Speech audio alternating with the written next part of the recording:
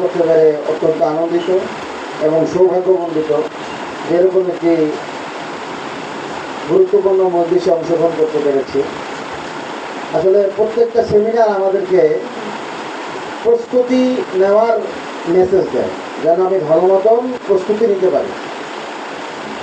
যত বেশি ভালো প্রস্তুতি হবে তত ভালো তুমি বক্তব্য প্রেজেন্ট করতে পারবা। আর যদি শুধু একদিনের জন্য প্রস্তুতি নাও তাহলে তোমার বক্তব্য সুন্দর হবে না। আলহামদুলিল্লাহ, নিজের কথা বলা ঠিক না। জামিউল মাদ্রাসায় যখন আমি পড়ি তখন জানালের বছর আমি বর্ষসেরা বক্তা নির্বাচিত হয়েছিলাম। 1000 ছাত্রের মধ্যে বক্তব্য দিয়ে পাস করছিলাম। ওইখানে দৈনিক আল আমানা পত্রিকার সম্পাদক ছিলেন, বড় বড় পত্রিকার ইসলামিক পত্রিকার সম্পাদকরা ছিলেন। তাদের কাছ থেকে নাম্বার বের হওয়া চাকরিখানি কথা। কিন্তু আলহামদুলিল্লাহ এমন প্রস্তুতি নিয়েছিলাম যার ফলে 1000 ছাত্রের মধ্যে বক্তব্য দিয়ে 1 নম্বর হয়েছে। এখন আমার সনদ আছে মাদ্রাসার, যদি আমার প্রোফাইল তুমি দেখো মাদ্রাসার, সেখানে সনদ রাখা। তো প্রস্তুতি অনেক বেশি নিতে হবে, বুঝতে পারছো? প্রস্তুতি অনেক বেশি নিতে হবে, তাহলে তুমি বর্ষসেরা বক্তা হতে পারবে। এই যে আজকের অনুষ্ঠান, এখান থেকে তো বর্ষসেরা বক্তার অনুষ্ঠানে যাবে, তাই না?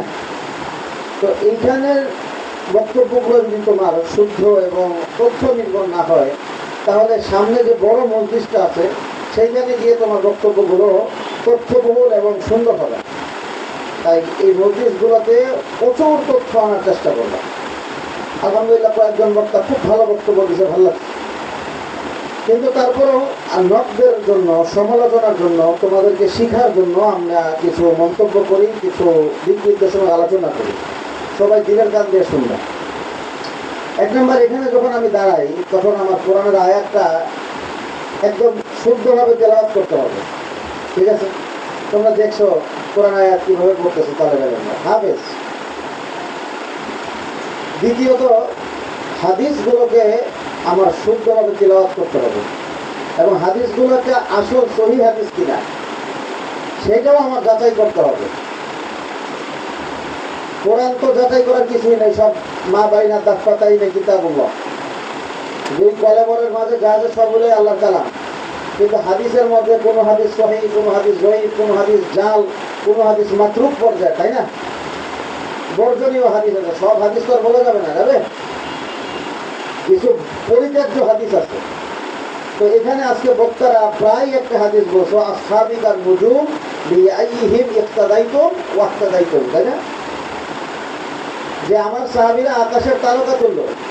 এই হাদিসটা কিন্তু আমাদের ইমামগণ পরিত্যাজ্য বলেছেন, মাতরুক বলেছেন, জয়ীফ জিদ্দান বলেছেন।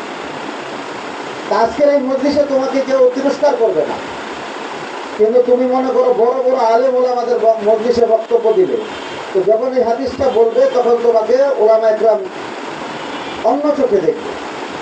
এই জন্য হাদিস বলার ক্ষেত্রে সাবধান। বিশেষভাবে আমাদের দেশের মধ্যে আজকে আহলে হাদিস ফিতনা ছড়াই গেছে। তো এখন তুমি এমন বক্তব্য দিচ্ছ যে বক্তব্যের কারণে তোমার বক্তব্য তোমার বিরুদ্ধে যাচ্ছে, এমন যেন না হয়। এই হাদিসটা বলার ক্ষেত্রে আমরা সতর্ক থাকবো। এই হাদিসের চেয়ে অত্যন্ত সুন্দর এবং সহিহ সনদে, সহিহ মুসলিম শরীফ হাদিস আছে, আসহাবি আমানাতুন লি উম্মতি, আসহাবি আমানাতুন লি উম্মতি, আর নুজুমু আমানাতুন লিস সামাই। অর্থাৎ তারকা রাজি হলো আকাশের রক্ষা কবচ, আর আমার সাহাবীরা হলো উম্মতের রক্ষা কবচ। সহিহ মুসলিমের হাদিস। তো এইটা হলো সহিহ হাদিস। তুমি এইটা বলো, এখানের মধ্যে তারার সাথে একটা সাদৃশ্য রয়েছে সাহাবায়ে কেরামের। এর অর্থ হিসাবে তুমি এটা বলতে পারো, আমার নবীর সাহাবীরা তারার মতন, তারা যেভাবে আকাশকে রক্ষা করতেছে আমার সাহাবীরা উম্মতকে রক্ষা করতেছে। বুঝতে পারছো?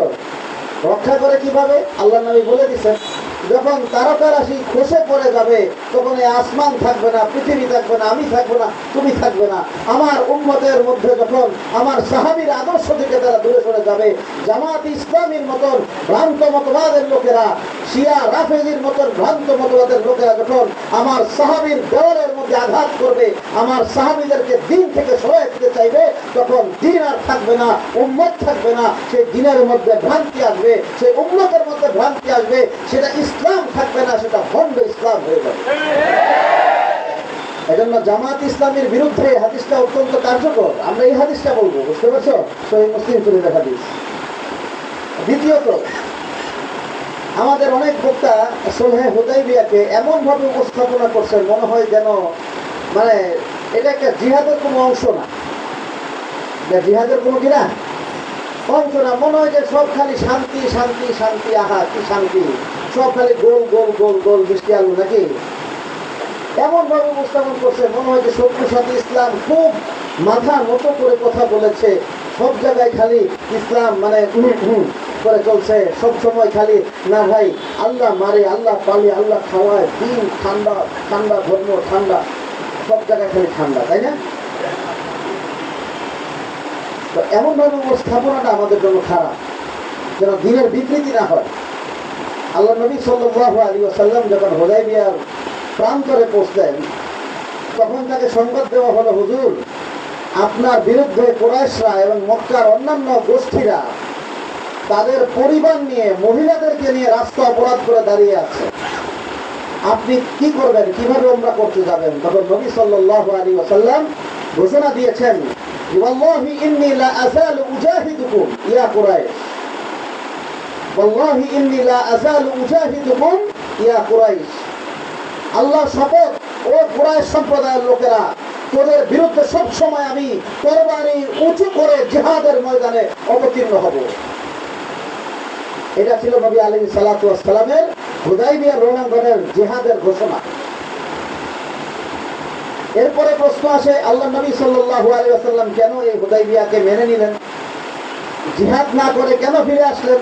যেখানে হযরত ওসমানকে মেরে ফেলার হুমকি আসছে, অন্য সাহাবীকে মেরে ফেলার হুমকি আসছে, তারপর নবী কেন জিহাদ না করে ফিরে আসলেন?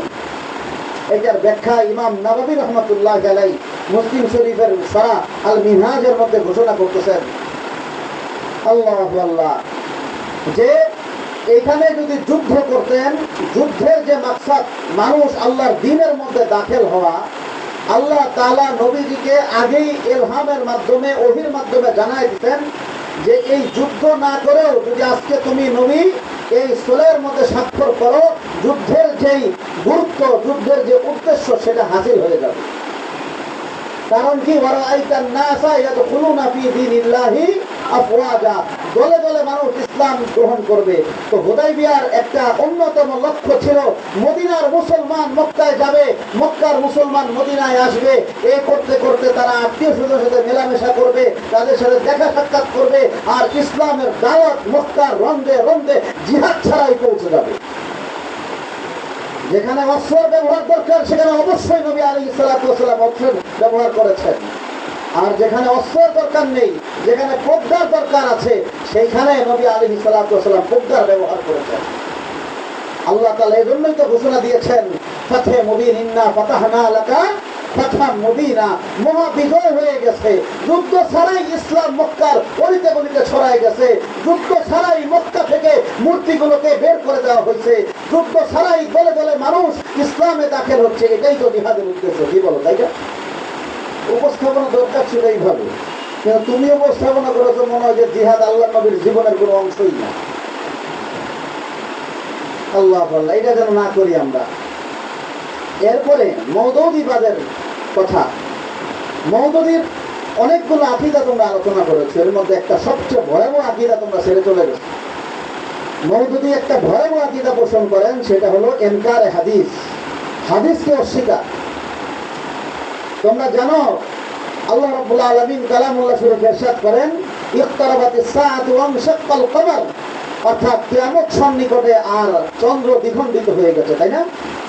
আল্লাহ নবী সাল্লাল্লাহু আলাইহি ওয়াসাল্লাম নিজে তার আঙ্গুল দ্বারা কি করেছেন, চন্দ্রকে দ্বিখণ্ডিত করে দিয়েছেন।